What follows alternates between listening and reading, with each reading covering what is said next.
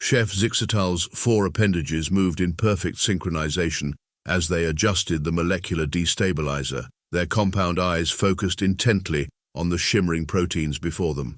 Another normal day in the Galactic diplomatic vessel's kitchen, or it would have been if not for the impending disaster looming over their headstalks. "By the void, what do you mean they actually put food in their mouths?" Zyx'tal's exasperated clicks echoed through the pristine kitchen. Their assistant, Blorp, wobbled nervously, their gelatinous form rippling with anxiety. "The reports are quite clear, Chef," Blorp burbled, their translation matrix struggling to keep up with their agitation. "These humans not only consume solid matter, but they do so by physically grinding it between calcium-based protrusions in their oral cavities." Zyx'tal's upper appendages twitched involuntarily. In their 15 cycles as head chef of the diplomatic vessel Palatable Peace, they'd never encountered such barbaric dining habits. Most civilized species absorbed their nutrients through specialized membranes or, at the very least, had the decency to pre-digest their food externally. "And they expect us to prepare a formal diplomatic dinner for them in 6 rotations?" Zyx'tal's chromatophores flashed a disturbing shade of chartreuse. "Do you know what this could do to our reputation? The Galactic Council's first dinner with a newly discovered species, and we're supposed to serve them. What did you call it?" "Solid food, Chef," Blorp rippled apologetically. "They apparently prefer it that way. The research team says they even experience pleasure from the process." A neighboring prep station worker retracted their sensory tentacles in disgust. Zyx'tal couldn't blame them. The very thought of manually processing nutrients was enough to make their primary stomach fold in on itself. The worst part wasn't even the solid food requirement. No, the truly terrifying part was the humans' apparent resistance to nearly every form of toxin in the standard Galactic database.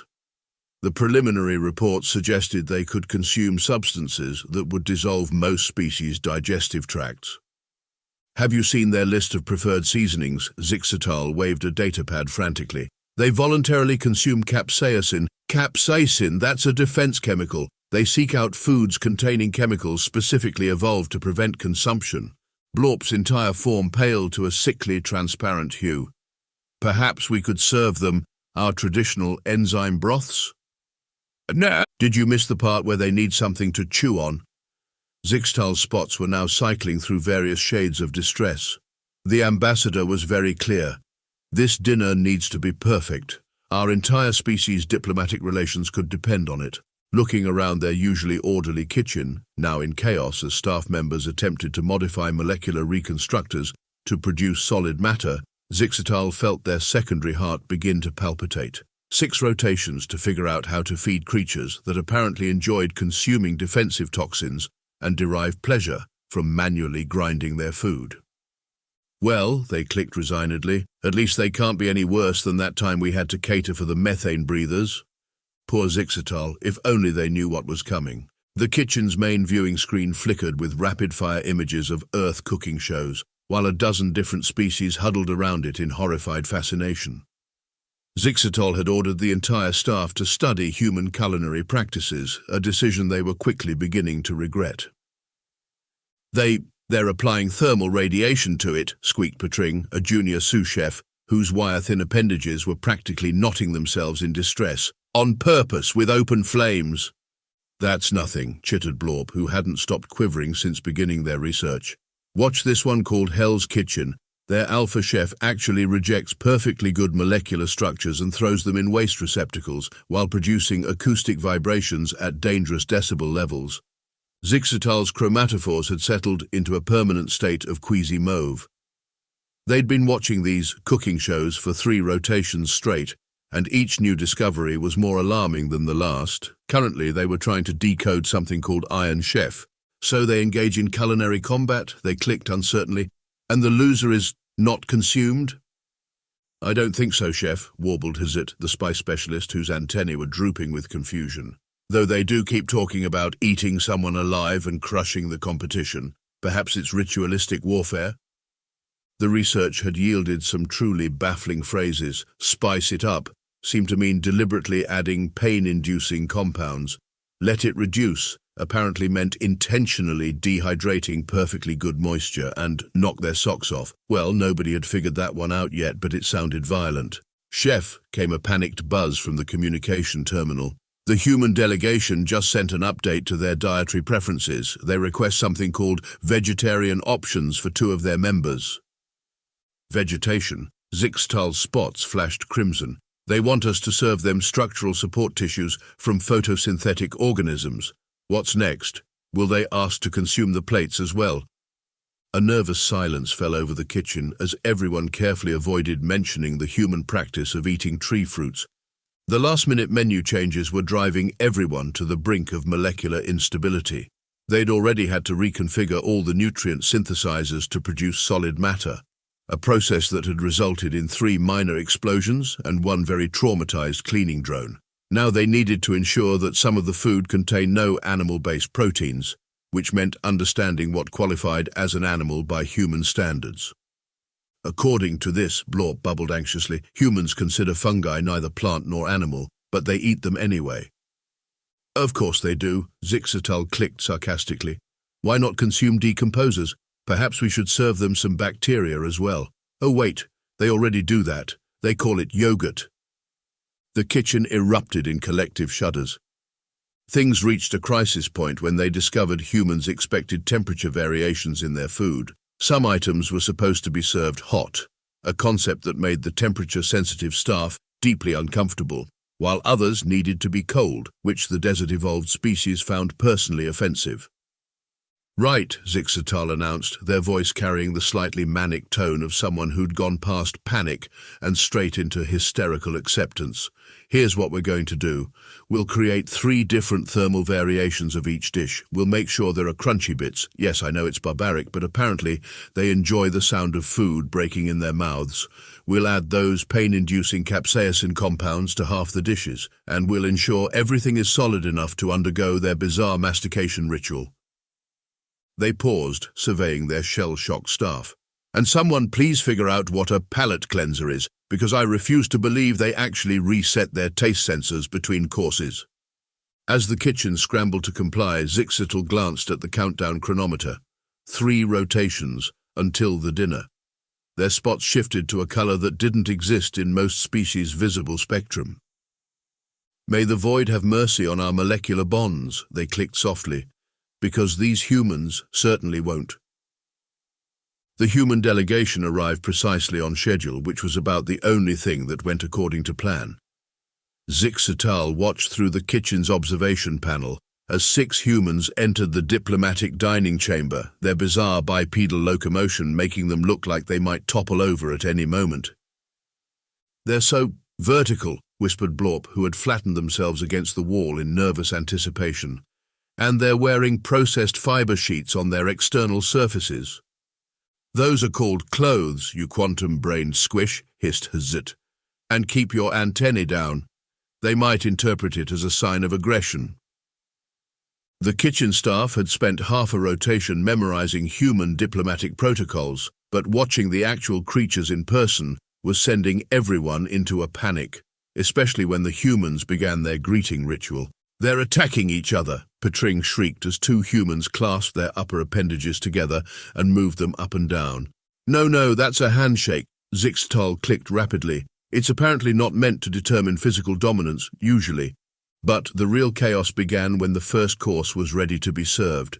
Zyx'tal had chosen what they thought was a safe option, a modified protein sphere suspended in a semi-solid matrix, garnished with what Earth databases called herbs. Remember, they instructed the serving drones, place the nutrient delivery tools on the left side of their eating surface. Apparently, most humans have a dominant appendage, and they get very particular about which one they use to shovel matter into their food orifice. The drones glided out, their anti-grav units humming softly. Everything seemed to be going well until one of the humans lifted their water glass, and the entire kitchen staff nearly had a collective nervous breakdown. They're ingesting dihydrogen monoxide in its pure form. Blorp's translucent form was now completely transparent with shock, without any molecular stabilizers. That's nothing, chittered another chef. Look at what they're doing to the protein spheres. The humans were using their primitive metal tools to actually cut the spheres into smaller pieces. The sound of utensils scraping against plates sent shivers through every sensory appendage in the kitchen. But worse was to come. One of the humans raised their hand, catching a server's attention. "Excuse me?" they asked politely. "But do you have any salt?" The kitchen fell silent. Zyx'tal's spots turned a color usually only seen in deep space anomalies. "They want to add sodium chloride," they clicked in disbelief. "Pure ionic compounds for voluntary consumption." "Perhaps they're attempting ritual suicide," suggested Petring hopefully. But no, apparently humans regularly consumed ionic compounds for pleasure. The revelation sent half the kitchen staff into various states of distress. 3-line cooks had to be treated for spontaneous molecular vibration, and one prep chef locked themselves in the cold storage unit, refusing to come out. Things only got more tense when the humans began making strange respiratory noises while expressing pleasure, something called laughter. This triggered the kitchen's toxin detection systems 3 times before they managed to recalibrate them. "Status report," Zyx'tal demanded, their spots now cycling through colors so rapidly they were becoming a strobe light. 4 of the 6 humans appear to be consuming the protein spheres without obvious signs of distress, Blorp reported, consulting their datapad. "The other 2 are asking about those vegetation-based alternatives we prepared, and one of them keeps making strange gestures with their face muscles at the serving staff." "That's called smiling," Zyx'tal supplied helpfully. "It's supposedly non-threatening." "Nothing about these creatures is non-threatening," Zyx'tal clicked grimly, watching as one human cheerfully popped an entire protein sphere into their mouth without even breaking it into smaller pieces first. "Send out the second course, and someone please adjust the ambient temperature. Their external layers are showing signs of moisture accumulation." "You mean they're sweating, Chef," corrected Blorp. "I know what it's called," snapped Zyx'tal. "I just prefer not to think about their passive liquid excretion while we're serving food." As the second course was prepared, the kitchen staff tried not to think about what other human biological processes they might witness before the night was over. They'd all signed non-disclosure agreements for a reason. The main course was supposed to be the highlight of the evening. Zyx'tal had spent 3 rotations perfecting a dish that would showcase their mastery of molecular gastronomy while remaining solid enough for human consumption. What they hadn't counted on was the complete breakdown of reality as they knew it. It started when one of the serving drones malfunctioned, its gravity stabilizers hiccuping just enough to drop a ceremonial Xanthorpian crystal arrangement into one human's plate. The entire kitchen staff froze in horror. These crystals were purely decorative, chosen for their pleasing resonance patterns and definitely not meant for consumption. "Quick, send out a warning," Zyx'tal began, but stopped mid-click as they watched through the observation panel. The human was eating it, not just eating it, enjoying it. "These rock candy decorations are amazing," the human announced to the table. "They kind of fizz on your tongue." Zyx'tal's spots turned ultraviolet. That's because they're undergoing a mild decomposition reaction with their saliva," they clicked faintly. "Impossible," buzzed Zyx'tal, their antennae curved in disbelief. "Those crystals are hard enough to scratch Durasteel." But the evidence was right before their compound eyes. The human had not only survived, but was now offering pieces to their companions, who were accepting them with enthusiasm. The kitchen erupted into chaos. "Chef," Blorp burbled urgently, "the environmental sensors are picking up increased levels of dopamine and serotonin from the humans. They're experiencing pleasure from consuming mineral formations." The situation rapidly spiraled out of control. Encouraged by their success with the crystals, the humans began to get creative. One of them noticed the decorative foam sculptures meant to represent the signing of the first Galactic Accord. "Hey, this looks like that expanding foam candy from back home," they exclaimed, and before anyone could stop them, they'd taken a bite. Petring fainted dead away, their wire-thin form crumpling like quantum strings under observation. The foam sculptures were made from a sophisticated smart material that responded to sonic vibrations. They were essentially eating animated art. "These are great," the human declared, "kind of like pop rocks mixed with cotton candy."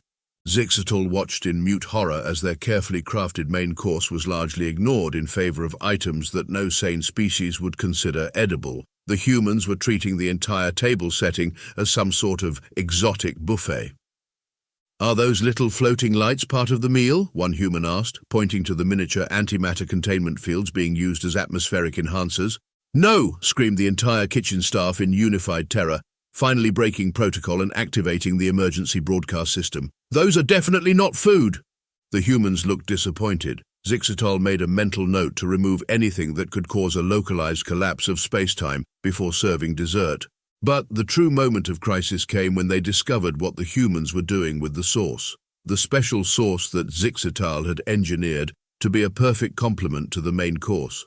A sauce that just happened to be mildly psychoactive to most carbon-based life forms. "This gravy is incredible," one human raved, liberally pouring it over everything on their plate, including the centerpiece crystals and what remained of the foam sculptures.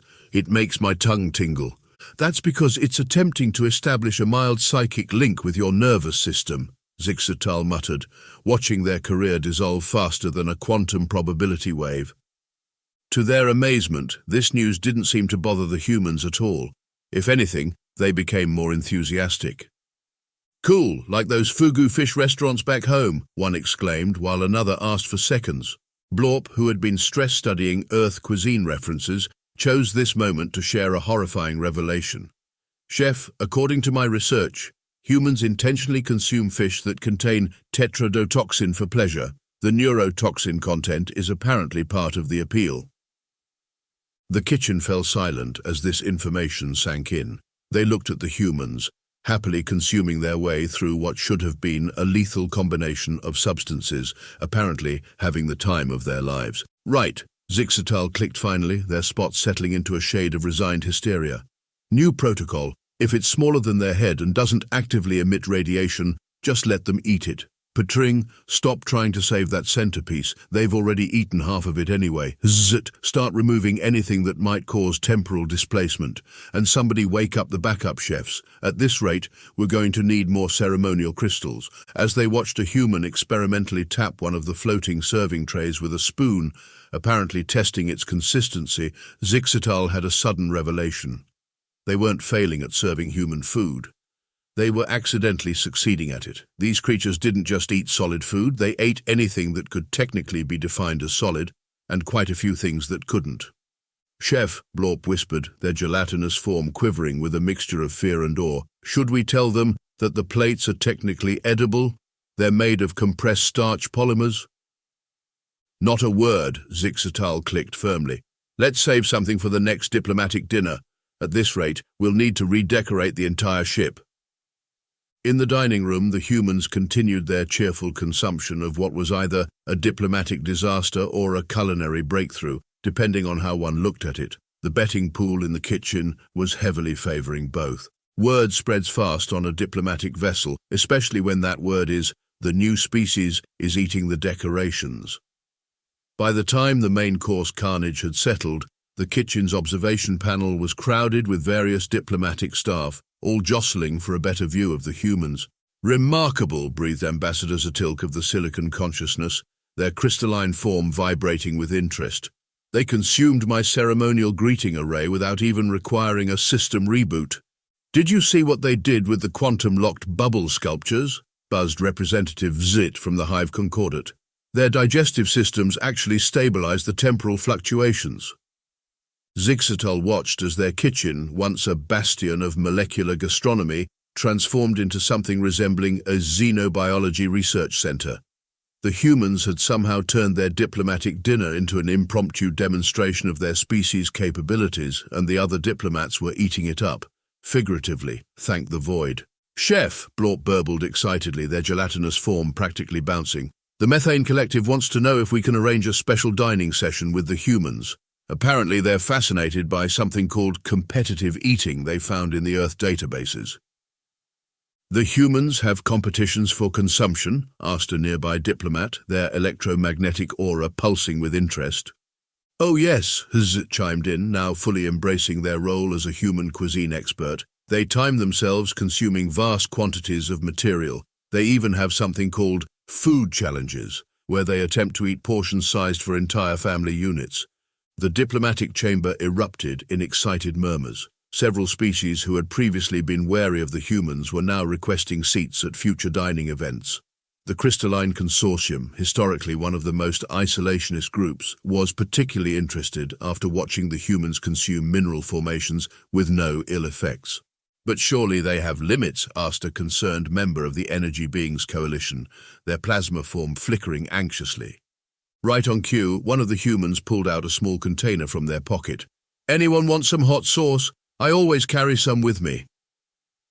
The kitchen staff watched in mute fascination as the human added what their scanners identified as weaponized capsaicin to their already psychically active sauce. The resulting combination would have registered as a chemical weapon on most worlds.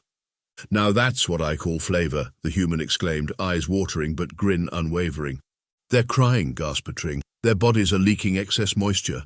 And yet they continue to eat." Zyx'tal clicked thoughtfully, their spots shifting to a contemplative blue. "You know, I'm beginning to think we've been approaching this all wrong. We've been trying to make our food safe for humans when perhaps we should have been asking what humans consider food in the first place." The revelation sparked a flurry of research. Kitchen staff began pulling up more Earth records, this time with fascination rather than horror. They discovered humans had a history of eating everything from fermented fish buried underground to eggs that were technically partially developed embryos, from bacteria-laden dairy products to beans that required extensive processing to remove their natural toxins. "They don't just eat to survive," Blorp realized, their translucent form tinged with awe. "They've turned the act of consuming potentially dangerous substances into an art form." The diplomatic implications were staggering. Species that had never been able to share meals together were now considering joint dining sessions with human ambassadors, who could consume both their cuisines simultaneously. The humans were becoming living bridges between biological and silicon-based life forms, their versatile digestive systems making them uniquely suited for multi-species gatherings. Even the kitchen staff's fear was morphing into something like respect. They watched as the humans happily navigated what should have been a lethal obstacle course of mixed molecular structures, varying energy states, and incompatible chemical compounds. "Chef," called one of the junior cooks, "the quantum gestalt is asking if we can prepare something called sushi for their next meeting. Apparently the humans mentioned it's raw fish wrapped in seaweed." "Raw fish wrapped in aquatic plants," Zyx'tal clicked slowly. "You mean they eat unprocessed marine protein combined with photosynthetic organisms, voluntarily?" "Yes, and they dip it in fermented soybean extract and wasabi, which is—" "Let me guess," Zyx'tal interrupted, their spots showing resignation. "Another defense chemical they consume for pleasure?" The answer was yes, of course. It was always yes with humans. Every new piece of information about their eating habits seemed to reinforce their status as the galaxy's most adventurous omnivores. At one point, a human asked about the crystalline-based beverages being served to the silicon consciousness representatives. After a careful scan confirmed it wouldn't cause immediate cellular breakdown, they were allowed to try it. The resulting light show as their body processed the liquid crystal cocktail had the energy beings writing poetry about it. "You know," Zyx'tal clicked to their staff as they watched the scene unfold, "I think we may need to renovate the kitchen, add some thermal processing units, maybe a fermentation chamber. Something tells me our job is about to get a lot more interesting." "Already on it, Chef," Blorp bubbled cheerfully. "I've been studying something humans call molecular gastronomy. Apparently, they've been trying to cook like us all along. They just take a more explosive approach to it." In the dining room, the humans continued to amaze and terrify their fellow diplomats in equal measure, one bite at a time. The betting pool had shifted from predicting disasters to guessing which previously inedible item would become the next galactic delicacy. The kitchen staff watched it all with a mixture of professional pride and existential dread. They had accidentally created the most successful diplomatic dinner in recent history, all because humans would eat basically anything that didn't eat them first. And sometimes, Zyx'tal noted as they watched a human ask about the living crystal garnishes, even that wasn't a deal-breaker. Just when Zyx'tal thought they had seen every possible human culinary surprise, the delegation pulled out their own contribution to the meal, something they called dessert. The kitchen staff watched nervously as the humans unpacked containers of various shapes and sizes.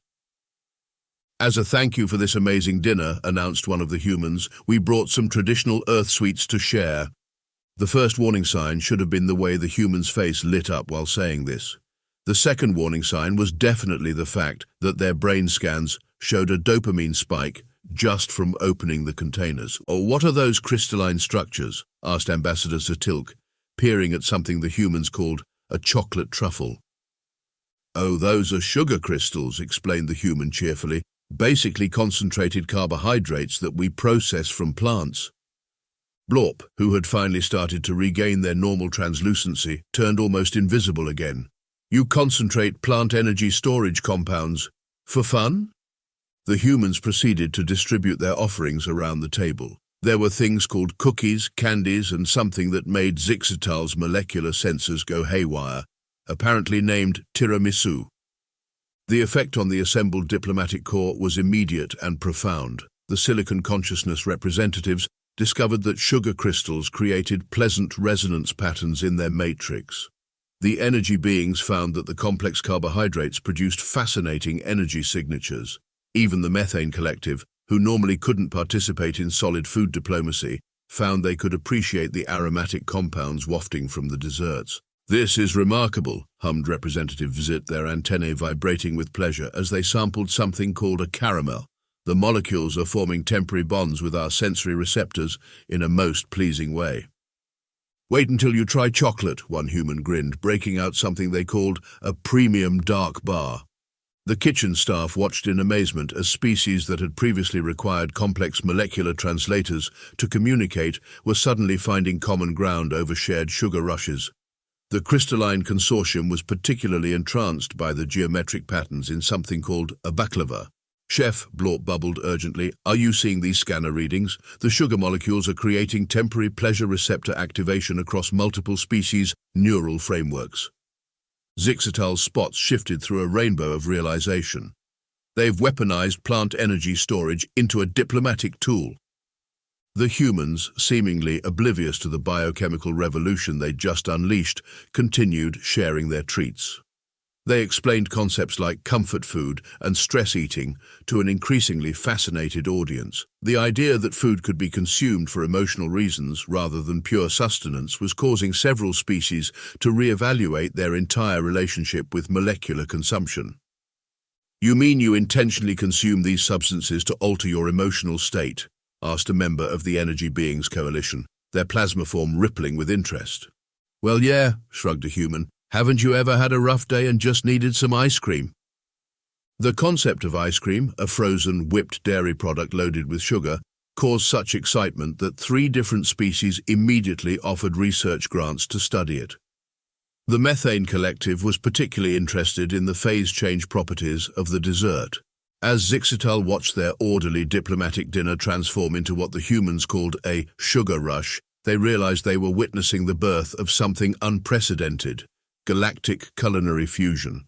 Already the silicon consciousness was proposing experiments combining their crystal matrices with human chocolate techniques. The energy beings were discussing the possibility of infusing human desserts with controlled plasma charges for added zip. "You know," Zyx'tal clicked to their staff, "I believe our job description just expanded significantly." "Already updating the kitchen requisition forms, Chef," chirped Zyx'tal. "Do you think we need a dedicated sugar crystallization chamber? Or should we start with something smaller?" Looking at the scene of interspecies bonding over shared sweets, Zyx'tal's spots settled into a warm, optimistic purple. Sometimes the best diplomatic solutions came in the most unexpected packages, even if those packages were wrapped in chocolate and dusted with powdered sugar. The betting pool in the kitchen had one final surge of activity. Everyone was trying to predict which human dessert would become the next galactic sensation. The smart money was on cheesecake, though creme brulee had strong support from the plasma torch enthusiasts. "And that's how our first dinner with the humans revolutionized galactic cuisine," Zyx'tal explained to the reporter from Molecular Gastronomy Monthly, their spots proudly displaying a mix of professional satisfaction and mild post-traumatic stress. 6 months after the infamous dinner, Zyx'tal's kitchen had become the most famous culinary establishment in 3 spiral arms of the galaxy. Their new restaurant, the Omnivores Dilemma, had a waiting list longer than a space elevator, with species from across the cosmos hoping to experience their signature, human-inspired fusion dishes. "Our most popular item is the quantum chocolate cascade," Zyx'tal clicked, gesturing to a dessert that somehow existed in 3 phases of matter simultaneously. "The humans helped us realize that dessert doesn't have to obey the conventional laws of physics." The restaurant's success had sparked a trend. Across the galaxy, fusion restaurants were popping up faster than unstable quarks. The Silicon Consciousness had opened a chain called Crystal Bites, serving mineral formations specifically designed to harmonize with organic digestive systems. The energy beings had launched Plasma Pops, where diners could experience carefully controlled energy state transitions alongside their meals. "But perhaps our greatest achievement," Blorp burbled proudly from their new position as head of xenogastronomic relations, "was the establishment of the first Galactic cooking competition." The competition, scheduled for next month, had already attracted contestants from over 300 species. The rules were simple: create dishes that could be safely consumed by at least 3 different biochemical classifications of life. The humans, naturally, had been asked to judge, being the only species capable of taste testing every entry. "We've had to add some safety regulations," as Zit buzzed, now sporting a fancy new chef's anti-grav hat. "After the incident with the Methane Collective's compressed gas gourmet entry, we had to ban anything that could potentially create a new solar system." The kitchen staff had grown considerably, now including specialists in temporal stabilization for the more adventurous molecular gastronomy projects, and a dedicated human safety testing team who previewed new creations before they were served to other species. They'd learned that if a human could eat it, it was probably safe for at least 60% of known lifeforms. "The only real challenge," Zyx'tal admitted, their spots shifting to a bemused turquoise, "has been keeping up with human taste preferences. Just when we think we've mastered their culinary desires, they surprise us again." As if on cue, Patring rushed in, their wire-thin form vibrating with excitement. "Chef!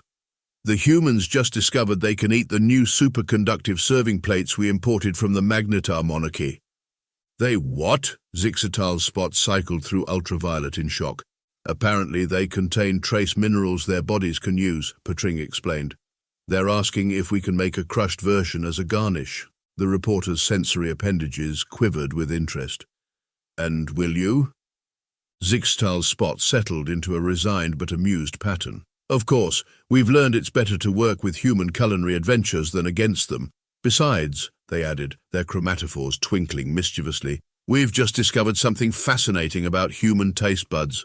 "Oh," the reporter leaned forward eagerly, "turns out, after all our careful molecular engineering and quantum gastronomy, humans can't actually taste anything in the upper or lower third of the electromagnetic spectrum.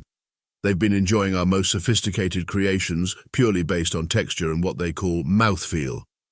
The kitchen erupted in laughter or various species-appropriate expressions of amusement. All those hours spent calibrating photonic flavors, and the humans had just been enjoying the way the dishes tickled their primitive protein-based taste receptors. "And you know what the really funny part is?" Blorp added, their gelatinous form rippling with mirth. "We only discovered this because one of them ate a quantum flavor calibrator by mistake." As the reporter finished their notes, a distant cry echoed from the dining room. "Hey, these menu cards are pretty tasty. What are they made of?" Zyx'tal's spots shifted to their now familiar shade of resigned amusement. "If you'll excuse me," they clicked to the reporter, "I need to go redesign our menus. Again, perhaps something less edible this time, although with humans, I'm starting to think there's no such thing."